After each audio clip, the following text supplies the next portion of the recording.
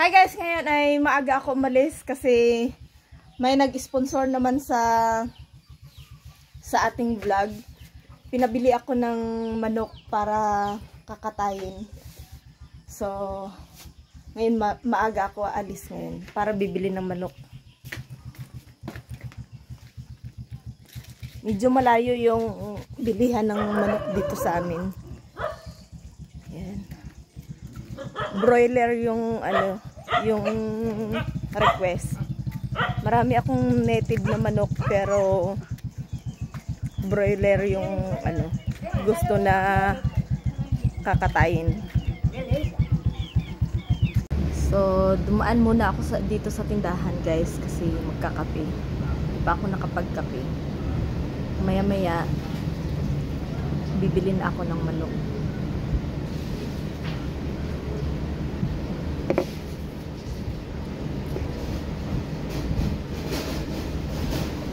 So, ngayon guys, bibili kami ng manok. Ayan.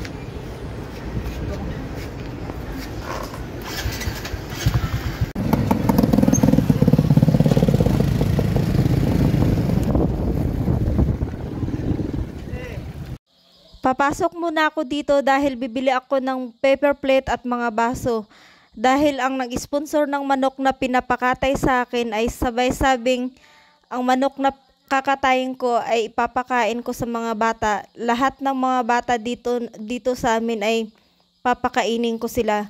So kaya ngayon ay bibili ako ng paper plate para hindi na ako maghuhugas pa.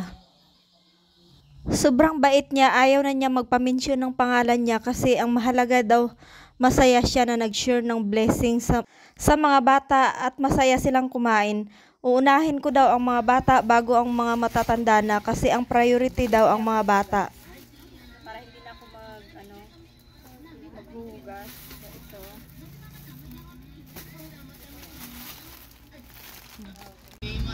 Magkuha na dahil kami, diretso na kami sa airport. Mag-flight lang kami dito.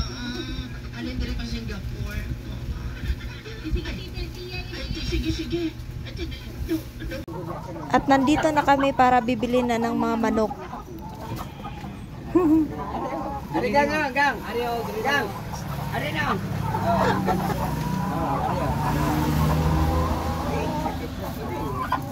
Ari mo. Na, ugat kayo na. Oh. Ako na nga, kay nama ko diri. Nalawa dira, pili ka dira, ma'am. Bilihan dira, bas may dako pa dira, ma'am. Sige, ikaw. Dako kayo. So, ito yung napili ko guys. Tingnan yung dako. Lagi na po din, ma'am. Asan to ko? Oreo. Try ko lang ng upat, ma. Upat? Upat na lang. Kung asay bugat sa duha.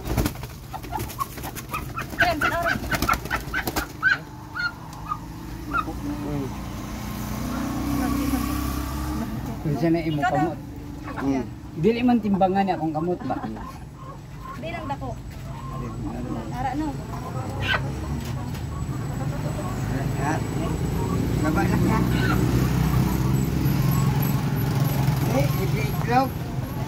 So, magpalapig muna kami guys kasi sobrang init. Yan. Nandun yung mga manok namin. Mamaya na namin kukunin. Nandun. So, lihog na ako dito ya. Wala pa ikot. Bakay ba?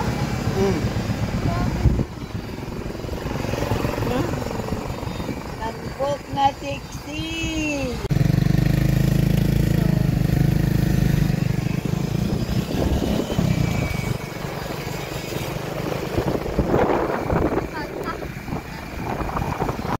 Kakain muna kami dito dahil hindi pa kami nananghalian. Anong oras na hindi pa kami kumakain guys? Dahil sa init ng panahon ay nakikita ko tong manok na to ay malapit na silang mamatay. Kinatay ko na lang dahil hindi sila makatiis sa init ng panahon.